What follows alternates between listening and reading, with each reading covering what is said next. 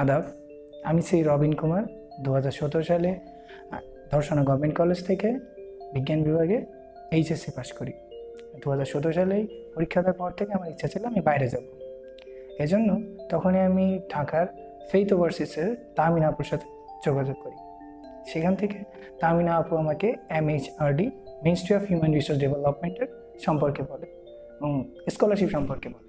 তো সেখানে কথাবার্তা বলে আপু আমাকে জেন ইউনিভার্সিটির স্কলারশিপের ব্যবস্থা করে দেয়।